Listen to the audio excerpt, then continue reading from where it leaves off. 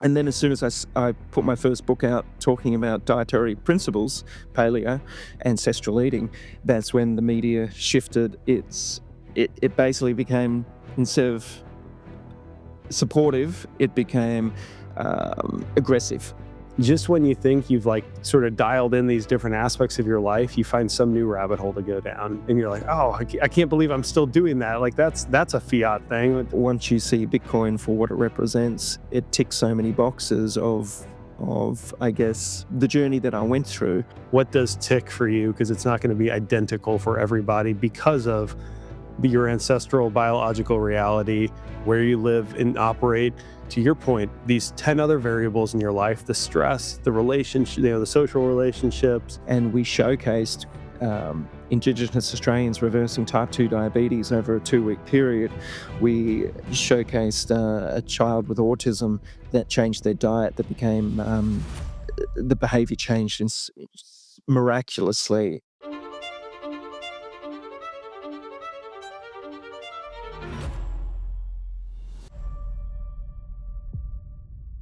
Hey everyone, Michael here with the Bitcoin Way podcast. Today on the show, I have celebrity chef Pete Evans. Pete is an awesome guy. I got to meet with him in BTC Prague. He came up after my speech. We talked for a bit. He gave me an awesome cookbook. We talk about ancestral eating. We talk about Bitcoin, him being canceled in Australia during COVID. So we had all the hot topics. Really think you will enjoy this show. Hey everyone, like I said in the intro, I've got Pete here. Pete, welcome to the Bitcoin Way podcast. Hey, Mike, thank you so much for having me. How are you, brother? I'm doing well. So the backstory here is Pete and I got to meet at BTC Prague a couple weeks ago, and only got to chat briefly. You gave me an awesome gift, though, the Primal Code. So you're going to have to talk a little bit about this, what it is. And I read sort of the whole intro leading up to, I'll say, the recipes, and then we'll leave it at that.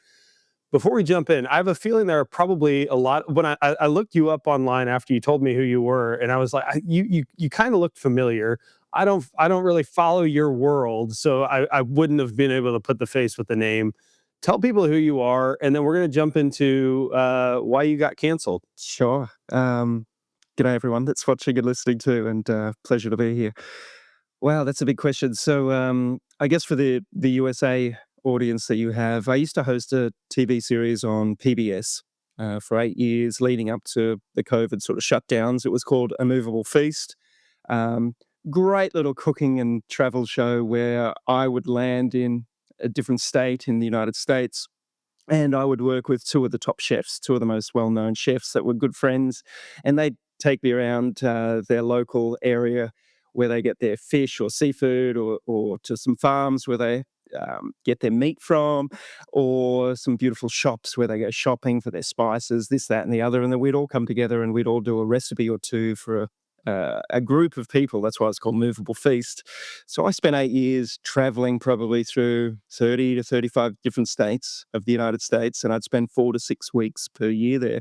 It was such a bloody eye-opening, beautiful experience, because America has some of the most forward-thinking people that I've come across in the food and the health and the agricultural, regenerative agricultural space, and just really cool people.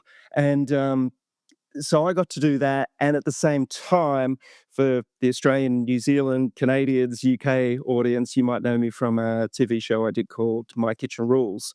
And My Kitchen Rules was sort of like the equivalent of a master chef or a top chef. It was the number one commercial TV program in Australia for about 11 years, give or take. It sometimes was number one, sometimes it was number two, sometimes it was number three, but full mainstream media, commercial television, and I was one of the hosts. So I became a household name in many different parts of the world that aired this TV show.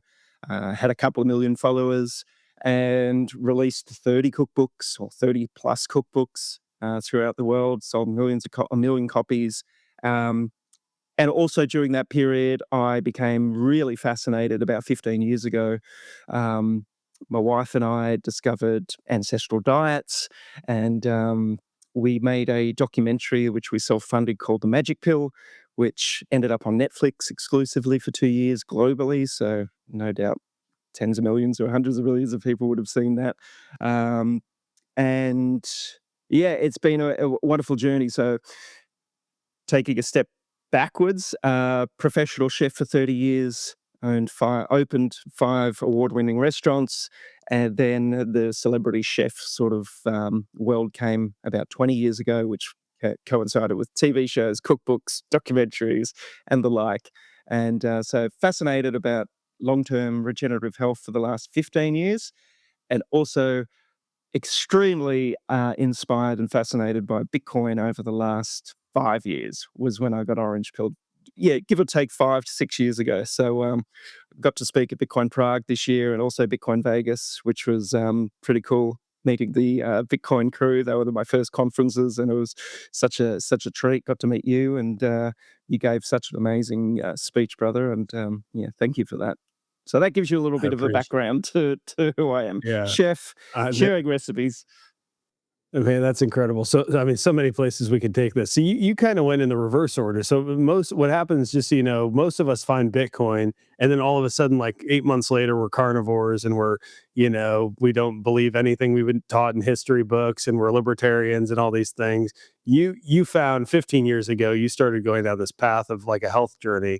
Was there? This is just my curiosity. We don't need to linger on this, but was there something that uh like was there a health issue that you had, or just like a discovery that you came across that sort of led you on that journey? And what was the conclusion? Because you talk about paleo, keto. What's sort of the final conclusion you reached when you began that 15 years ago?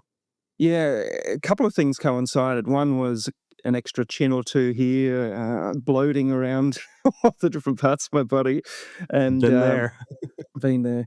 And that was in my late 30s. I was like, I don't think this is the way it's meant to actually be, even though it's quite normal and common for people to be inflamed and overweight and lethargic and ill health. We've been brainwashed to believe that that is our natural progression in life. And my wife was reading a book called Primal Body, Primal Mind by Nora Gigauda. So fascinating and very powerful book. I've listed her book, Primal Body, Primal Mind, as the most powerful book over the last 2 decades, and Safadine's Bitcoin Standard, the most powerful book over the last decade. So, and I don't say those words lightly. I think both of those books have so much to offer people that want to live a long, healthy lifestyle and secure their wealth. There's no point having one without the other, as, as we come to quickly realize as we are aging. So, so that was one of the reasons. And my daughter was also my first daughter was born with a tumor, and that got me thinking like this isn't normal either for a child to be born with um, something out of balance or out of harmony. So when my wife read that book, she suggested I read it. So I read it, and it just clicked. Everything sort of made sense for me. Very much like Bitcoin makes sense for a lot of people when they read the Bitcoin Standard or listen to 10 hours of people like yourself talking about it. Like you get orange pilled and other people get ancestral pilled, ancestral diet pilled, so to speak. Um, so implemented that 15 years ago. Chins disappeared. Could see six pack down there, and vitality went through the roof, and it's been an uphill in a nice way journey over the last 15 years, and I'm just about to turn 52 in a month's time, and I went surfing this morning for a couple of hours, and life's great. I don't have the brain fog, I don't have the lethargy, I don't have the inflammation, I don't have the bloating, I don't have that normalness that so many people just go with, so to speak. Obviously, proof of work, which I talk about in the book, which Satoshi talked about, proof of work in understanding Bitcoin. Saylor says put in the time to study and understand Bitcoin. Proof of work for mining the Bitcoin, and then proof of work for looking after your own health. Spending the time understanding what makes our bodies thrive and taking away the foods that cause inflammation. So we could talk about the different dietary approaches that sort of fall under ancestral or primal eating, if you like. I'm happy to go there. Yeah, let's. I have a feeling anyone listening is gonna they want like the Cliff Notes version of like, okay, well, what did you find? Like, what's the answer? What do I need to do? Give me the check boxes that I can cross off. How would you sort of summarize what you've uncovered? Yeah, I like to say first and foremost that food can be a very, very powerful tool for us, but it's not the be all and end all. Like we can eat all the most beautiful, like carnivore or organic food in the world, but if we have stress in our lives, whether it be financial stress or emotional stress with relationships or purpose or whatever it may be, that food isn't going to save you from disease. It's just one of the what I like to call the legs of the table that give us stability and can give us that grounding and support. So obviously, sleep, what we drink, who we associate with, are we doom scrolling, are we getting into nature, all of these other factors or these legs of the table, which once we can identify them, which I do my best to identify in the book too, hodling your health, not just in relation to food, but all of these other factors, just to bring awareness to it. And ultimately, each and every one of us knows where we're out of balance. If, for instance, we're doing a job that we hate, we know that that can cause us disease. If we're in a relationship with somebody that is no longer fulfilling for us and which we feel trapped, that can create disease for us. If we're living in a location in the world, like we just had a little chat about before, you said, what's it like living in Australia? For some people, living in Australia or living in Canada or living in the United States or wherever it may be can cause dis-ease, whether it be through the bureaucracy or the tax system or the laws or whatever it may be, can cause disease. So I just want to say that first and foremost. But food, from what I've experienced and what others have shared with me, can be the quickest catalyst for improving vitality and health, which then gives us the opportunity and the energy to look at the other parts of our life, which may be out of disharmony or out of balance for us to then have the energy to go, all right, fuck, let's take a deep dive into my belief system or all of those other things that I discussed before. So, in a nutshell, each and every one of us is different. And I do not prescribe to a one size fits all dietary approach. And I would caution anybody that says this is the diet for you, because Mike or Michael, what I've come to realize is your life story is your medicine. For you to pull on the threads of what I was just talking about, your belief systems, where you feel weaknesses or insecurities in your experience, that's the medicine for you to pull on those threads and rewrite your story in relation to that.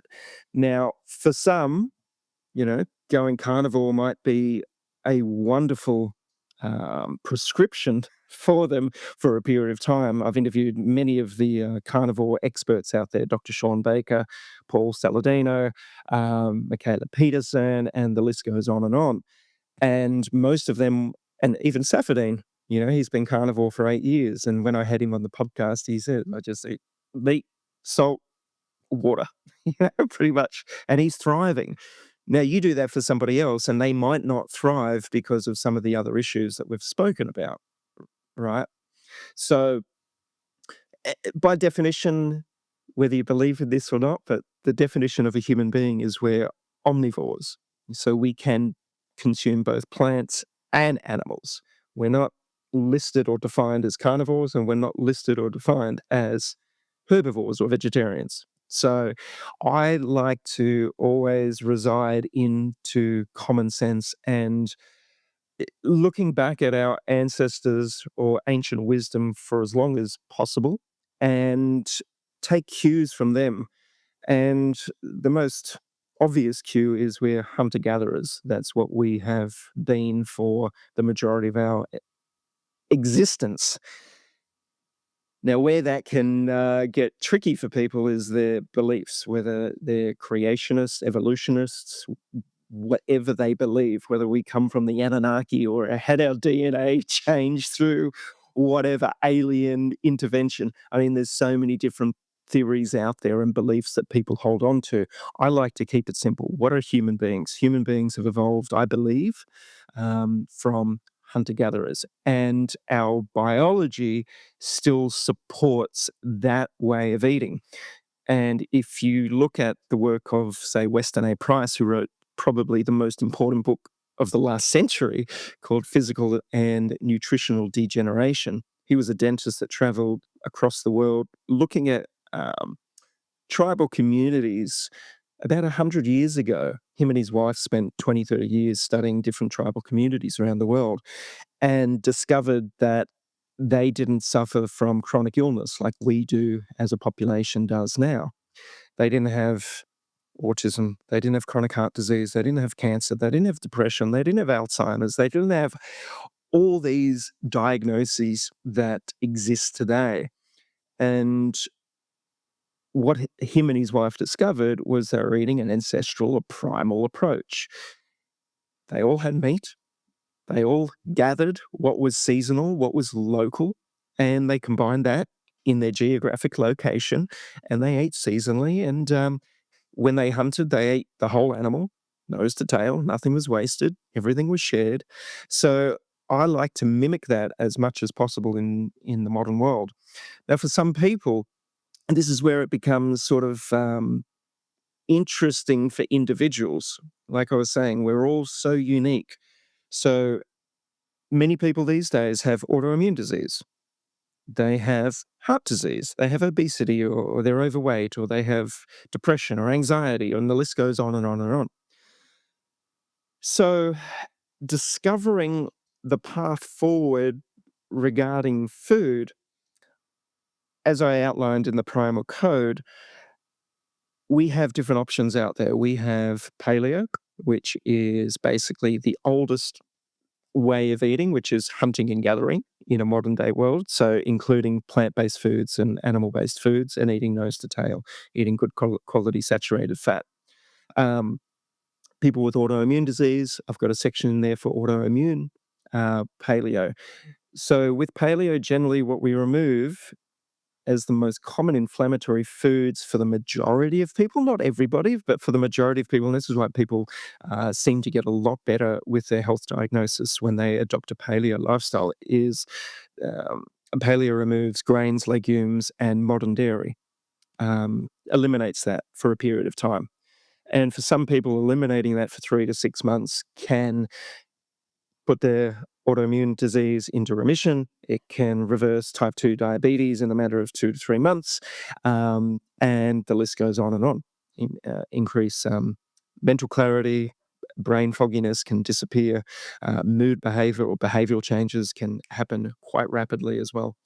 So that's paleo. Autoimmune paleo takes away the grains, the legumes, the modern dairy, and also eliminates nightshades and nuts, eggs, seeds. Because a lot of people find these foods problematic for themselves, or they're sensitive to it, or they're allergic to it. Um, Carnivore takes it to the next step, which removes all plant based material from their diet. And the reason I believe that carnivore works so well is because so many of our plant materials have been sprayed with glyphosate, chemicals, herbicides, fungicides, pesticides, and the list goes on. So, and if we look at something like glyphosate, what it actually is a low level antibiotic. So, when people are eating non organic plant based foods, they're basically taking a low level antibiotic daily, which disrupts their gut microbiome. And without a healthy gut microbiome and a flourishing gut biome, that's where we can suffer disease. So carnivore works really well because it takes away that plant material that can be, I guess, hijacked by these chemicals. And meat and seafood from good sources seem to be the least inflammatory foods for human beings. So when we adopt that for a period of time, whether it be 3 months, 6 months, a year, or a couple of years, it gives our gut an opportunity to heal and repair itself. So then ideally, we can in the future start to incorporate certain plant foods into our diet if we choose to. I don't think they're necessarily 100% essential in the amounts that we're told to eat, but I'm a chef and I love using herbs and spices. I just think they bring food to life. And when we look back at our ancestors, our ancient ancestors, they were thriving on including some plant-based food into their diet, whether it was spices, whether it was herbs, whether it was seasonal wild bushes or shrubs or whatever it may be, or uh, tubers, sweet potatoes, these types of things, and yams. So yeah, that's that's sort of the idea behind the primal code, and I talk about ketogenic eating. And when I was introduced to paleo through Nora Gigaudis's book Primal Body, Primal Mind that I talked about before, she talked about paleo as a ketogenic style of eating. So the best way to illustrate this is the analogy I like to use is most people on a Western style diet that are following the dietary guidelines, it's a very high carbohydrate based eating um, protocol, so to speak. And there's been many books and documentaries created to expose why that was created in the first place and why it's based on corruption, and, and the list goes on and on. I won't spoil the rabbit hole for you if you haven't been down that rabbit hole before. But so the modern dietary guidelines promotes a high carbohydrate diet. So if you've ever built a fire before and wanted to keep it going, you build a fire with kindling, small pieces of wood. That's the equivalent of eating carbohydrates. They burn very rapidly and quick energy, and then they dissipate. So if you wanted to keep a fire going all day long and all night long, and all you had to use was kindling, small bits of wood, you would have to constantly be putting that kindling onto the fire. Now, that's the equivalent of how most people in the West eat. They're having a high carbohydrate diet, which is like the kindling that burns very quickly, rapid energy, and then the crash. Rapid energy, and then the crash, which is why people overeat. Now, they overeat and become overweight and obese and inflamed because their body is giving them the signals, I'm starving. You're not nourishing me. You're not giving me the good quality fats and the proteins that I am designed to eat from our ancient ancestral evolutionary history. Our biology loves putting on some big fat logs on our internal fire. So when you do have a fire going and you want to keep it going for a long time, what you do is you throw some big fat logs on. That means you don't have to put as many logs onto the fire as often. Now, when we equate that to good quality animal source protein and fats, that's why when people adapt or adopt a paleo, ketogenic, carnivore lifestyle, they only feel like eating once or twice or three times a day instead of four, five, six times of constantly grazing, constantly throwing that kindling onto their internal fire to keep the lights on. Whereas the ketogenic and the ancestral crew, they're just throwing a big log on whenever they feel like it. And for some, it's once a day. For some, it's twice a day. For some, it's three times a day. Very rarely do you find people in the ancestral world or the carnivore world or the paleo ketogenic world eating more than 2 to 3 times per day, because their bodies are having the signals when you're eating a good quality steak or some fatty seafood, or a little bit of low carbohydrate veg or fruit. The body's getting the signal, I'm satiated, I'm good. You don't have to put any more fuel on the fire until I start to slowly burn out, and this is called metabolically flexible. So, and I talk about it in the book, and this is why it can get confusing for people, because some people go, you should only eat once a day and intermittent fast 16 hours a day, and other people are like, no, you got to eat 2 times a day, and you got breakfast is the most important meal of the day, and you should only do carnivore or you should only do plant based. So there's so much freaking noise out there in the space. It's literally the equivalent of shitcoiners in the cryptocurrency space, Bitcoin space. There's so much noise and confusion in the crypto space, and I don't even like to use the word crypto because I'm only Bitcoin, but also in the health space. And I believe there's a simple solution if we focus on the fundamental principles.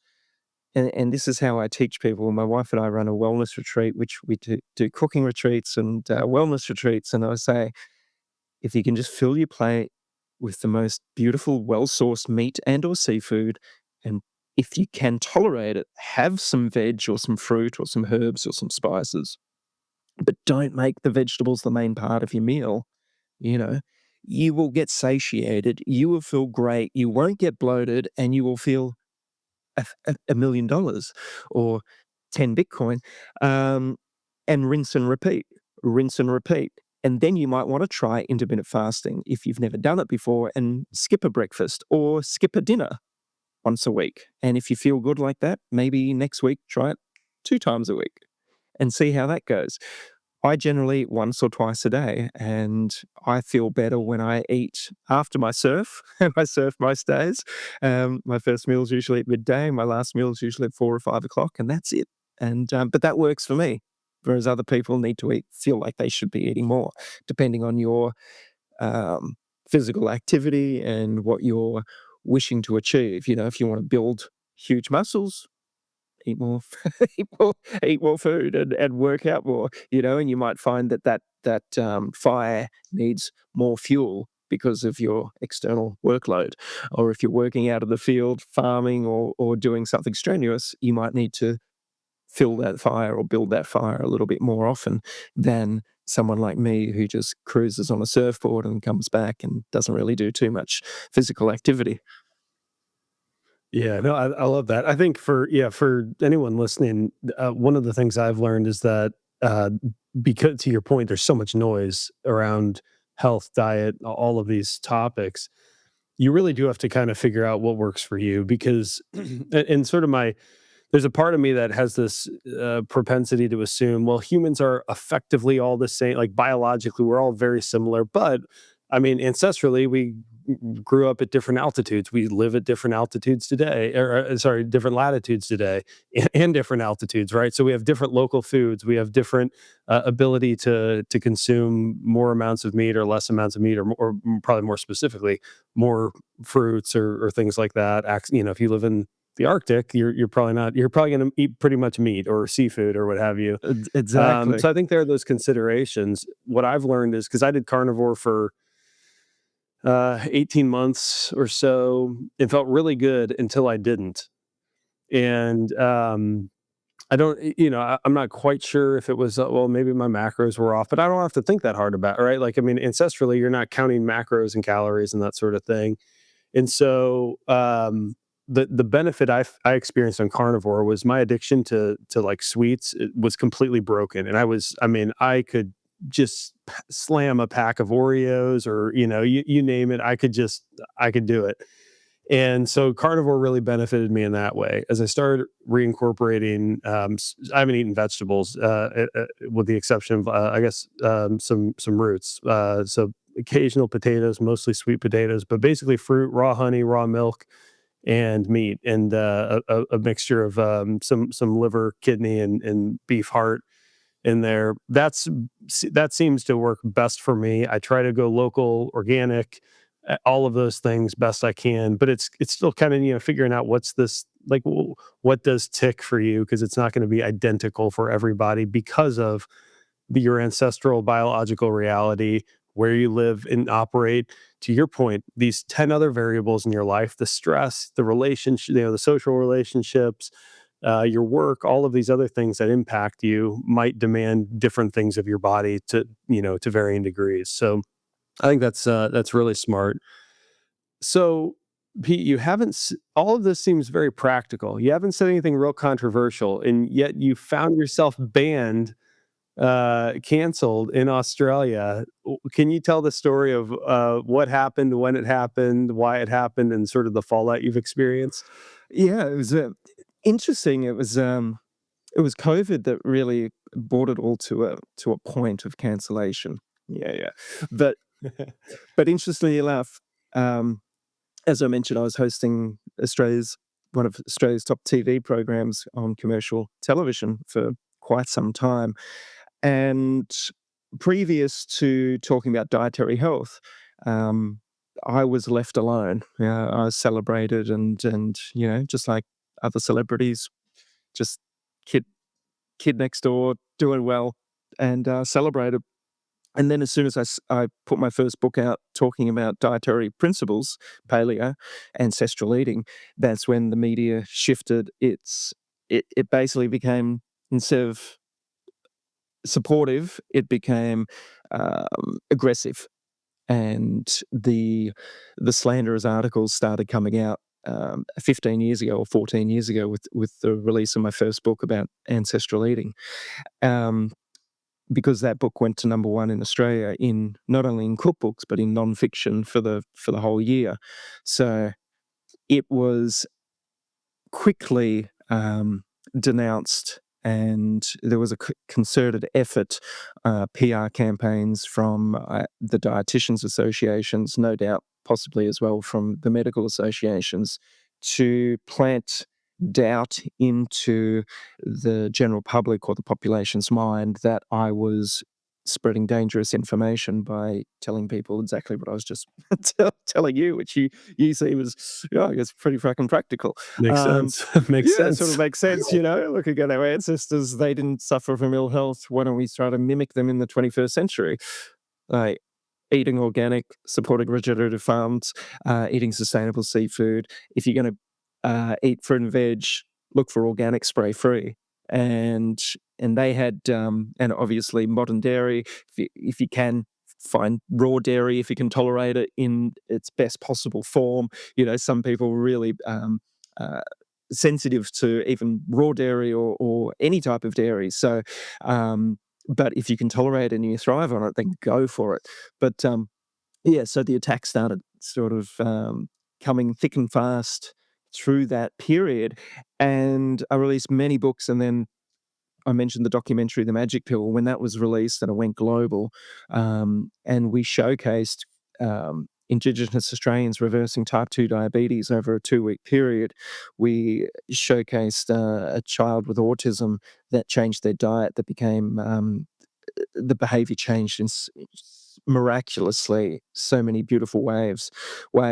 We showcased how people could get off certain medications or reduce certain medications in this documentary. So when that came out, we had the Australian Medical Association president at the time call for it to be banned from Netflix, saying it was a dangerous documentary that promoted all that I just said: organic fruit and vegetables, well-sourced meat and seafood. Like, they're calling for that to be banned, but not banning of junk food advertising or anything like that on television. Like, that to them was the most dangerous thing they'd ever seen. And then the question is why? You know, W- and one thing that Bitcoin emphasizes, and that I learned early on, is follow the money. Follow the money and you will get your answer. So with this information, who is it really hurting? Well, it's not hurting the individuals or the communities or the population that adopt this style of eating, because I shared thousands and thousands of anecdotal stories of people that adopted a 10-week program that I put out there.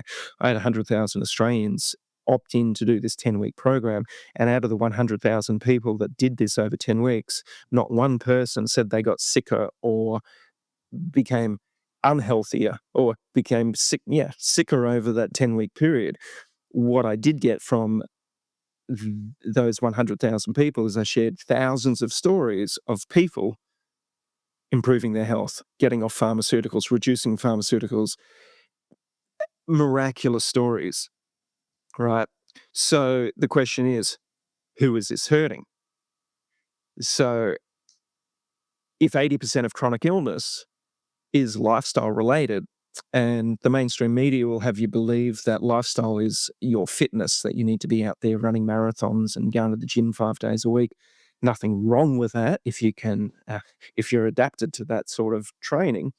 Um, but so if 80% of chronic illness can be stopped through lifestyle changes, and I believe the biggest lifestyle change is the food that we eat. I've said this before, I've said it many times. Could you imagine if hospital visits were cut short by 80%? Could you imagine if doctors' visits were cut short by 80%? They lost 80% of their patients, customers, clientele. in the space of 6 months or a year. What would happen to the pharmaceutical industry is if they lost 80% of their revenue because 80% of the people that were on their pharmaceuticals no longer needed them, or they needed them in smaller amounts. The whole system would change very, very rapidly.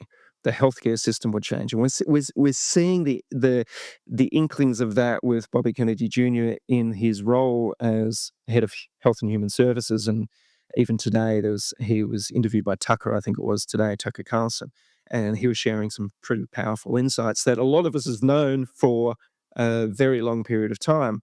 And now it seems to be just slowly starting to get out there into the mainstream world.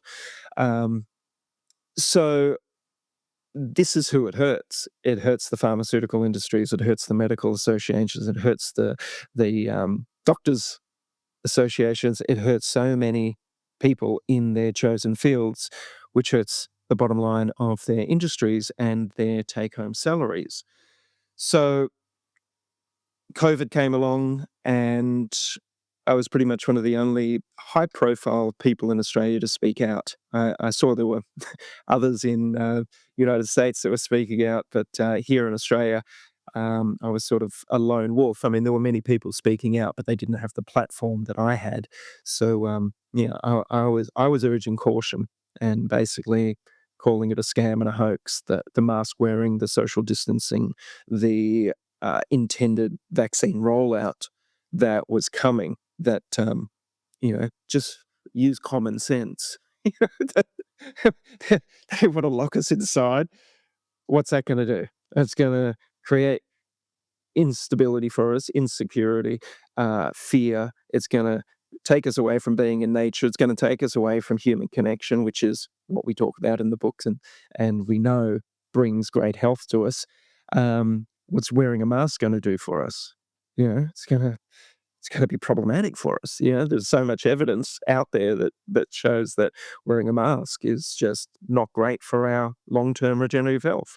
And then taking pharmaceutical products that haven't been tested, I mean, that in itself is common sense. It's like, yeah, maybe there needs to be more testing done on this, and a longer time frame for these tests to come out before we take a product that, to 99% of us, probably doesn't, the whether you believe in COVID or not, doesn't really cause any harm to any of us, the majority of us. So I called sort of bullshit out on the majority of that time,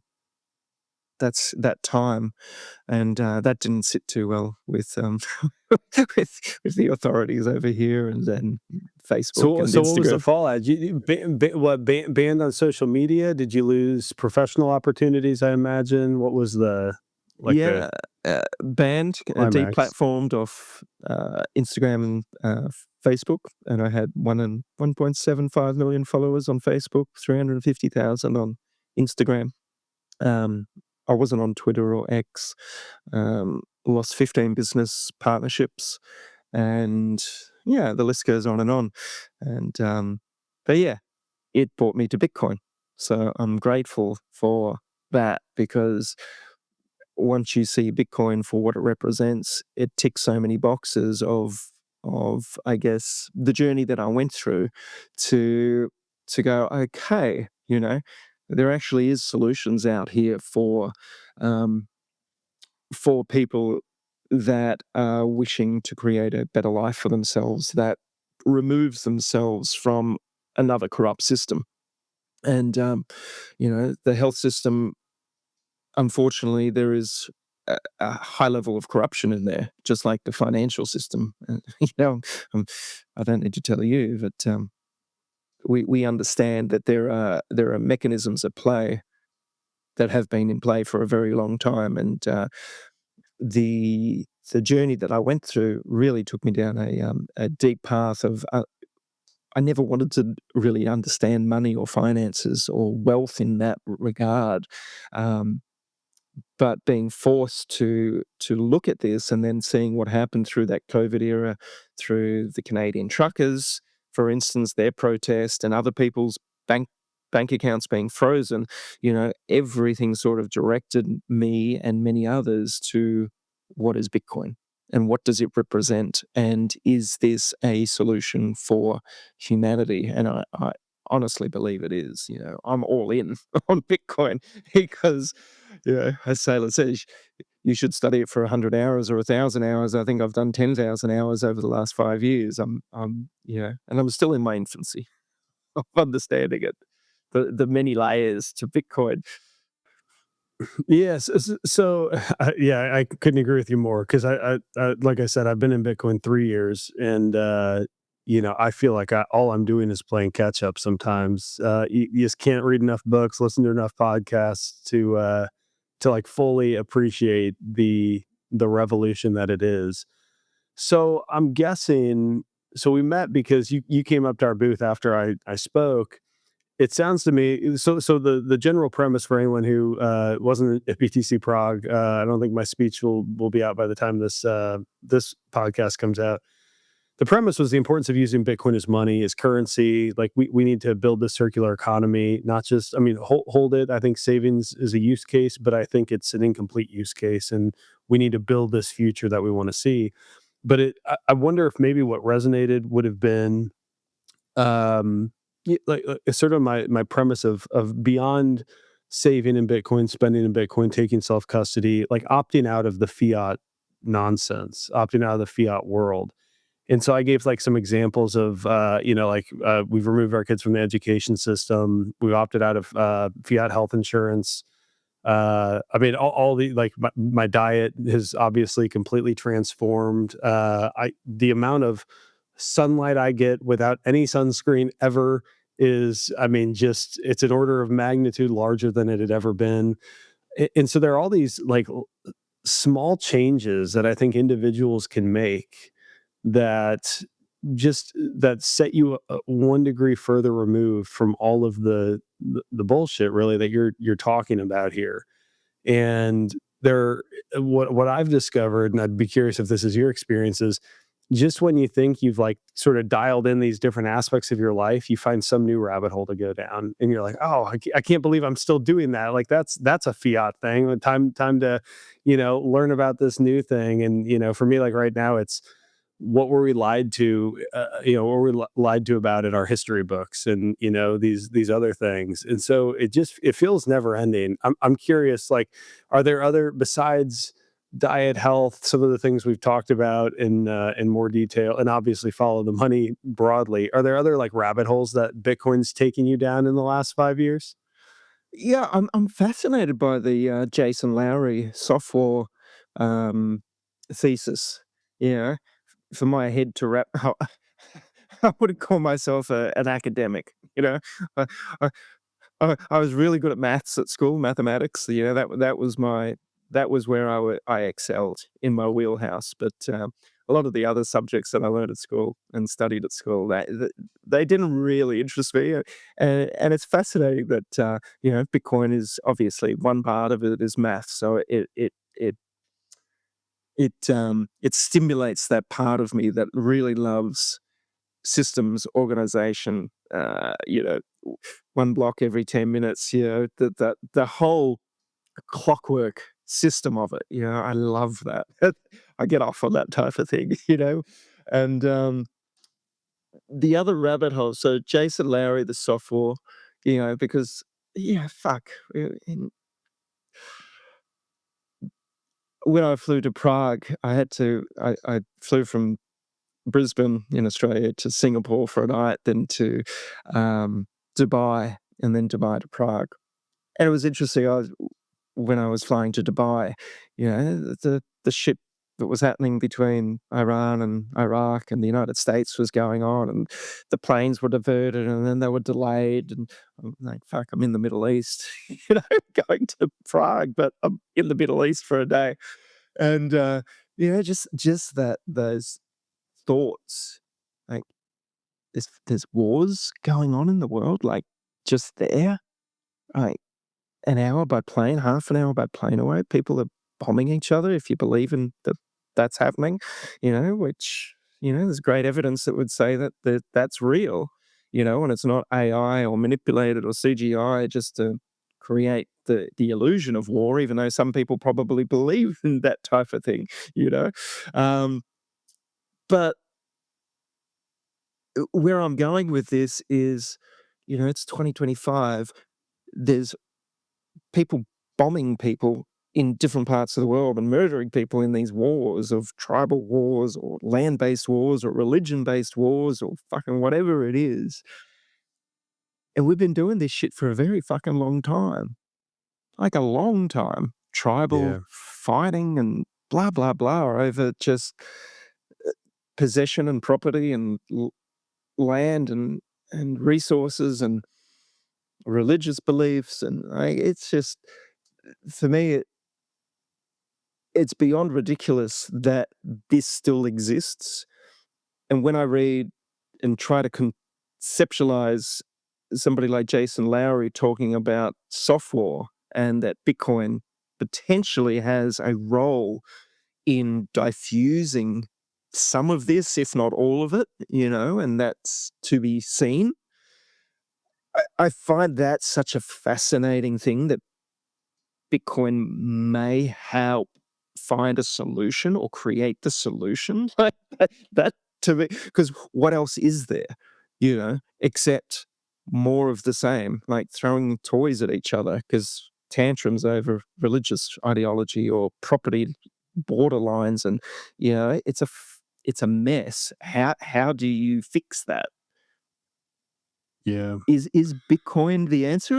And I don't know, but it's a pretty fucking compelling thesis or argument that perhaps it can. And could you imagine in 10, 20 years if that came to be like, yeah, there'd be plaques of Satoshi all around the world. Like, it might create Yeah. another fucking religion. Yeah, Nobel Peace Prize for sure. Yeah, no, that's always one of the more interesting ones for me. I have not. So I remember when Jason Lowery's thesis came about, and it must have been 2022, 2023, somewhere in that time frame. I heard him on a few because that's kind of when I came into Bitcoin. So I was just trying to figure out what the hell was going on.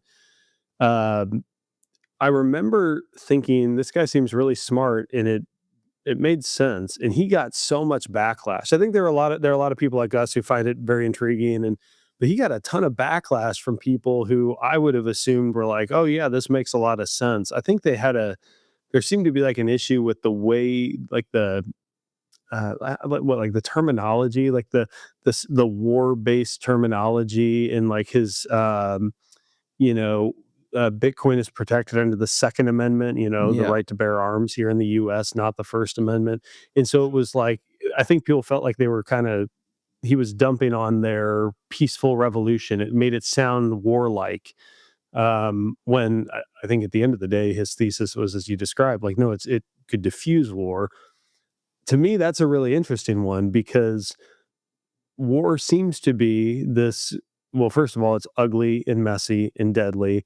And I've got a son now, and I imagine what his future might look like, 15, 20 years from now. And so that matters a lot to me.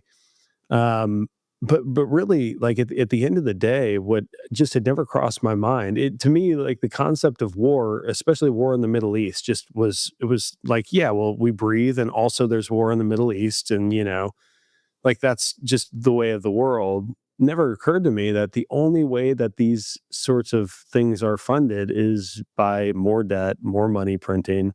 And if you had money that you could eventually run out of, short of providing tremendous value to the world and accumulating more of it accordingly, you can't fund that war. Like it simply doesn't happen, or it only happens for a few weeks until you run out of money. And since you can't print more of it, you just got to stop and march home and wait until you accumulate more for the next war. But then you have to decide, is it really worth that investment of capital if I only have so much of it? And yeah, like this is, I've been talking about like the prospects of more war, the elimination of the inevitable, wars because of Bitcoin. And it's like, well, in here we are again, right? Like Trump comes into office and like I don't even know what was going on. We're like bombing Yemen or something. I'm like, Like, I don't. I need to go look at a map to remember. I know roughly where Yemen is, but like, I don't know. I know where Iran is because we've been talking about Iran being, our biggest enemy outside of China and Russia forever in the West. But yeah, man, I couldn't agree with you more. It's just it's insane. And when people begin to like really think through and process why that is even possible, I think back to your original point, you have to follow the money and you have to see who's benefiting, why is this necessary, and more importantly, maybe why is it even possible? And it's fiat nonsense. And it's something I think that the more people we can get just opting out of on an individual basis, we can begin to like be that change that we see in the world, and we can just remove our votes from that system into something different and better and more prosperous. So anyway, that's a long rant, but for me, the whole war thing is a really big deal, and it's why I think we need to use Bitcoin as currency, because we need to sort of inject our demand in the marketplace that this is something that we want to use to exchange value. Because if militaries aren't using Bitcoin to purchase their fighter jets and ammunition, do the forever wars end? And that's I think that's the big question mark. So I think that's an interesting one. So you were man, you guys live a long ways from everything in Australia, man. So you had to fly to Singapore. Where did you say? Singapore, Dubai, and then on to Prague. So you're flying through a war zone basically, or near a war zone. Yeah, yeah, and I don't want to spend any of my my sats, so to speak. So I'm flying economy on that journey too, and or coach as you call it, I think in the states. So yeah, 26 hours in a plane in coach. I ain't Oh my doing it gosh. in one go. I'm again, I value my sleep and my body too much, but I can do 8 hours to 10 hours in economy in one stretch. And, I find I can do that and do it well without too much, too much problem on the body, and, and it was great because when I got to Singapore, I landed mid-afternoon, so I got to sit by the pool at the hotel, and I got 2 hours of sun. Next day, I landed in Dubai, middle of, just after lunch, got to the hotel, got to the beach, which was great at the hotel, and got 4 hours of sun. I'm like I believe we're a solar panel, and all I wanna do is get as much sun as I can with no sunscreen. And, and then when I got to Prague, same thing. I got to the hotel. There's no beach and no pool, but I got to walk around the streets and get some sun, which was fantastic. Um, yeah, I did it well, but yeah, it is a long way. But I'm so grateful I got to go to Prague. I thought Prague was a tremendous event. Like Bitcoin Vegas was two different, very different flavors, so to speak. Pardon the pun, talking about food, uh, but both had so much to offer as well, especially for me. I watched I watched you, I watched so many different speakers, just i- going back to school as a 50-year-old voluntarily to learn more about this space, and being in a convention or a conference like that, um, you know, is just so powerful and so inspiring. And when I got home, I spoke to my wife, and like, this is the way. This Yeah. is the way, for us, because it ticks so many of the boxes for us that, again, are in parallel with. I I want to live for as long as possible with great health. However long that is, whether it's still I'm 80, 90, or 100, 110, I don't know. I do quite sort of pretty fascinating sports, like surfing and foil surfing, and my home break that I surf at most days. A guy was chomped on the arm by a shark there 2 days ago. A young fella. He lived, thankfully. Um, it's like, yeah, I'm I'm not going out by inflammation and obesity and dementia and Alzheimer's and heart disease and cancer. That's not my path. Perhaps it'll be a being eaten by a shark or something like that. But but yeah, I don't know how long I'll be around for, but my intention is as long as possible because I find this whole earthly experience such a beautiful gift, and there's so much to it to experience and taste and share and learn and yeah, that's my Yeah, I goal. mean, that would going out and doing something you love because a shark got the best of you is a much better way than most people make it to their 80s and they're just limping across the finish line at best. And I think that's that's a very important mindset I think more people could have. So, hey, real quick before we sort of head for home, why don't you? So, what were you speaking about? I missed your panel. I think I met you at maybe after you'd already done your panel. Yep. Didn't know that you were going to be speaking, but you did like similar panels in Vegas and Prague. What were the topics specifically you were covering?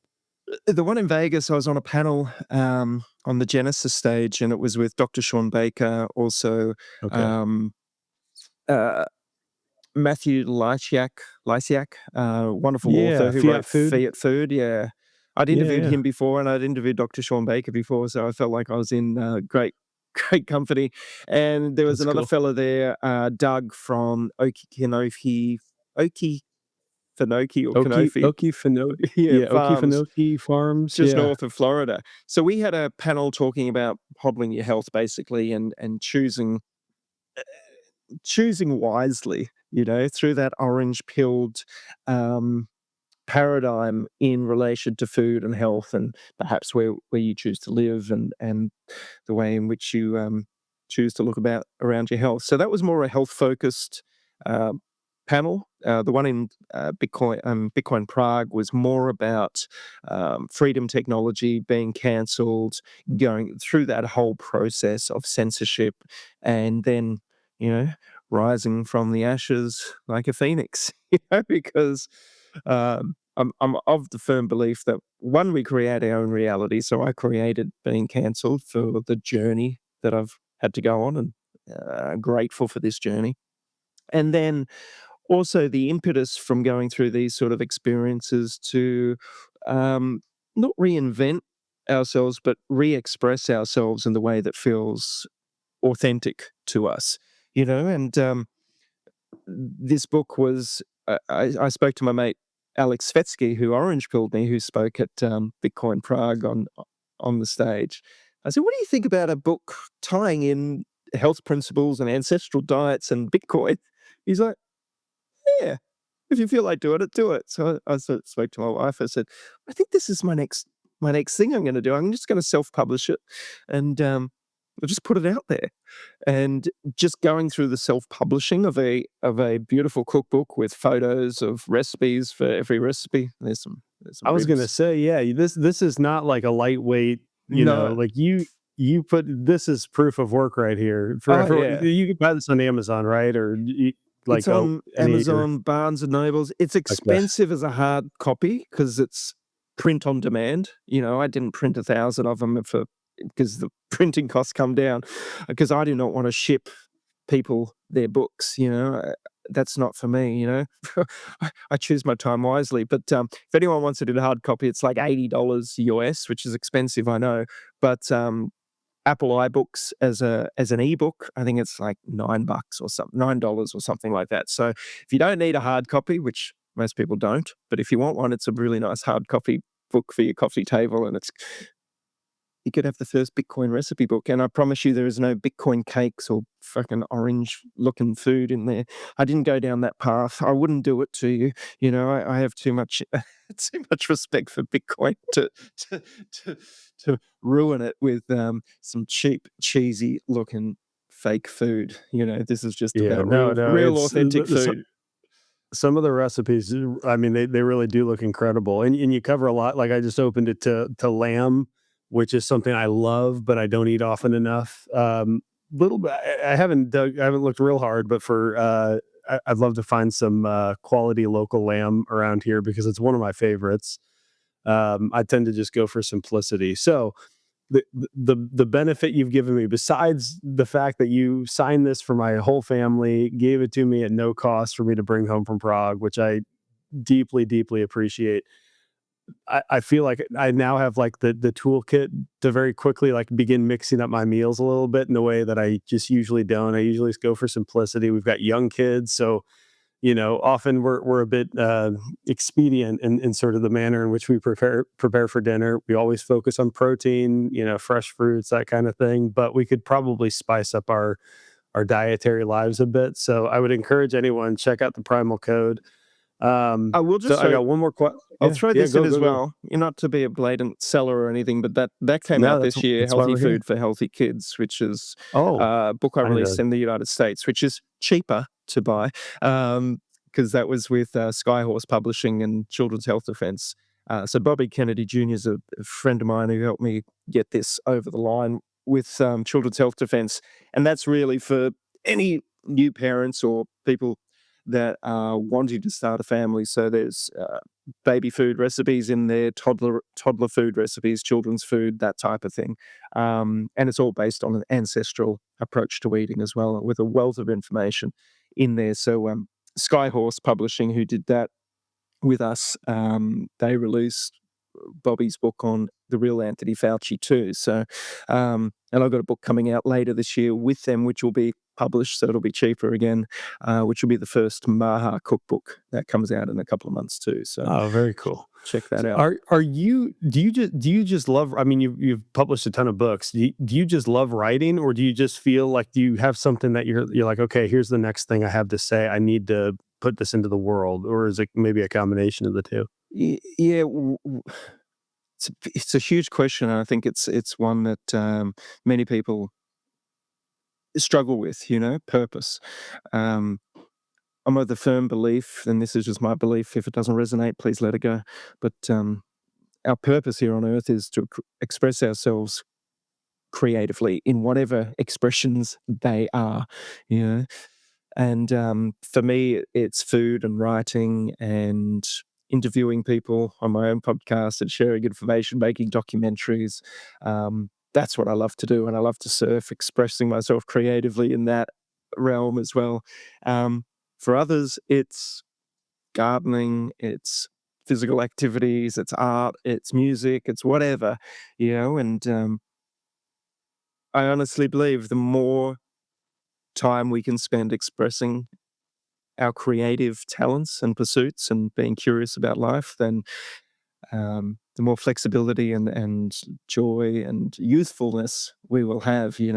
Some people are all about anti-aging and longevity, and I truly believe the key for that is finding what your passions are and doing them as often as you can. And it's a pretty simple formula. And if you don't know what your passions are, go back to childhood. What used to get you excited as a child and brought joy to you, we all remember what that was. And if you can't remember, or if you're unsure or things have changed, just be curious. Enroll yourself in a dance class or a music class or a painting or an art class or whatever it may be, or a Bitcoin coding class or whatever. I don't know, just be curious. And Yeah. that seems to be the recipe for a lot of people for a long, long, happy life. Yeah, I'll tell you, 5 years ago, I would have rolled my eyes at you saying that. I would just written you off as some sort of hippie, and I couldn't agree more now. I think that like but these are the sorts of things that, well, I think probably having kids now, and I think about the lives I want them to have, and the sort of like these sort of paths that were just like, and I've got a great family, but I had in my mind that like this is the way that things need to be. I need to focus on X, Y, and Z, and there's not a lot of room for deviation because those are the important things. And having kids, and I think honestly, going down this Bitcoin rabbit hole, and you begin to see art and people making art, uh, like Bitcoin art, and people publishing Bitcoin cookbooks, like taking some like this skill, this proof of work that they've crafted and putting it into something that other people can use and benefit from. I don't think there's much more value you can like this is the valuable product that everyone has in them to put out into the world. The question is just like, what's the nuance? Is it cooking? Is it music? Is it art? And for a lot of people, they love macroeconomics. And so they get on a Bitcoin podcast and they teach someone like me who doesn't have that background a ton of stuff, right? And like they could sit there and just nerd out about that stuff all day. And it's all good. So I agree with you. Find what it is that you're good at. And if you can't make a career out of it, because not everything is economically profitable and you do need to earn an income and make sure you make ends meet, but find those avenues in which you can do those things. So I absolutely love that. Okay, I've got one more question for you. The question I ask everyone at the end of the show: what is an unpopular opinion that you hold, and you get bonus points if you offend some Bitcoiners with this opinion? Does it have to be about Bitcoin? Can be any. Saifedean was on the podcast. He said that he hates movies. He doesn't understand why anyone watches movies. So it can be really anything. An unpopular opinion. Wow. That's Do you have any popular opinion? Pete's trying to think of a oh, popular opinion that he has. exactly. The unpopular opinion, if we're talking about health, Okay. you know the answer to your issue already. Mm. No one knows it better than you. And all you need to do is be vulnerable enough to ask yourself the question over and over and over until you get to the answer. Yeah, interesting. So you think would you sort of apply that so even you said health sort of generally, so even beyond like diet, you've got this like relational trauma or something, or like this other thing that's eating away at your health, or you've got these habits, or maybe it is diet, maybe it's the fact that you like there's something in your health journey that deep down somewhere is the thing that's off, or perhaps one of several things that's off, but most people maybe don't have the courage or the inclination to dig deep enough to uncover it. Is that maybe a way of sort of framing it? Yeah, and there's different techniques and different options out there for the uncovering. There are psychedelics, different talk therapies, the list goes on. The, there's ways to get to the root cause, as they say. Um, a- and not one is better than another, depending on what you're attracted to or what you're willing to face. Um, and that can be a big one for people because without this will be can be quite triggering for people because some people like to have to blame other thing. Oh, it's my genetics, or it's because I was physically or sexually abused or emotionally abused as a child, and I will blame that person for the way that I am now. Because it's not me. It's an external force, or it's a financial situation, or I was laid off by my job by my prick of a boss, even though I'm better than them. So a lot of people, not everybody, but a lot of people project their excuses onto the external world, whereas the external world is really just a mirror of our own opportunities for us to discover who we are.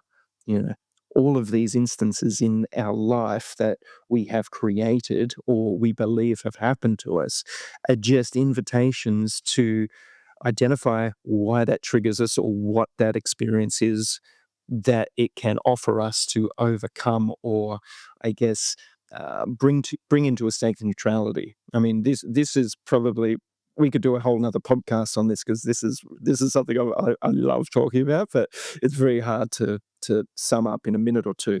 Um, but yeah, all I would say is every opportunity or every issue that happens in our life, look at it as an opportunity for adventure to get to know who you are. Because the ultimate question, I believe, that needs to be asked from an individual point of view is who am I?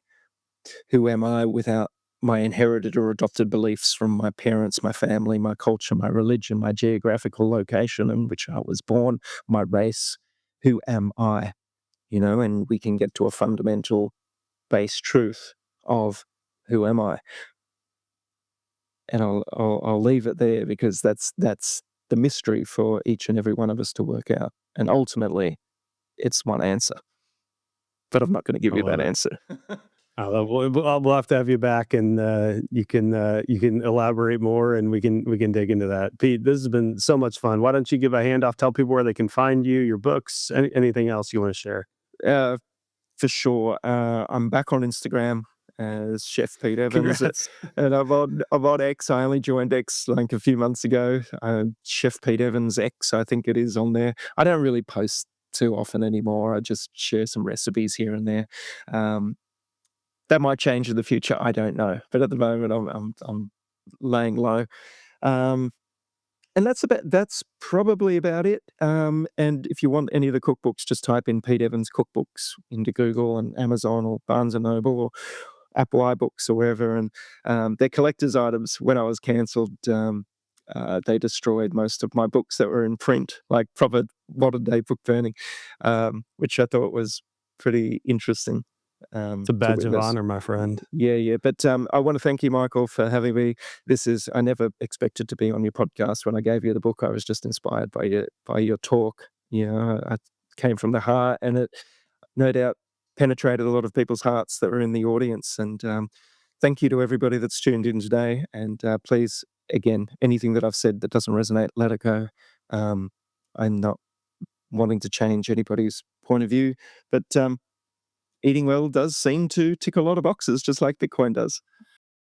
Amen. Yeah. Well, Pete, thank you so much, man. Look forward to catching up again with you soon. You take care. Have a good day. I'm going to go get some sleep here soon, and we'll talk again soon. Cheers, brother. Love you. Thanks, mate. Cheers. And that's a wrap. Again, hope you enjoyed my conversation with Pete. Love that guy. He is awesome. Make sure you check out his cookbooks. This really is such a cool book. So many recipes. He has truly put in the proof of work. So check him out. Go support him. Follow him on Instagram, X, anywhere you can find him. Of course, if you need help with Bitcoin in proper self-custody, get it done the right way the first time, go to thebitcoinway.com/podcast. Schedule a free 30-minute consult with a member of our team. We'd love to walk you through how we help you get it done right. Again, it's thebitcoinway.com/podcast. We also help with online privacy, setting up privacy phones. We have a Plan B residency option. Tons and tons of people in Australia and Europe, especially right now, even the US, looking for an alternative to where they're currently living, whether it's a worst case scenario or they just want to move to a freedom-loving tropical climate, and we can help you get there. So again, go check out thebitcoinway.com/podcast. You can follow us on X as well. We're at @thebitcoinway_. You can follow me there at @theothermjordan. Until next time, stay safe, stay sovereign, and remember, the yield on Bitcoin is freedom.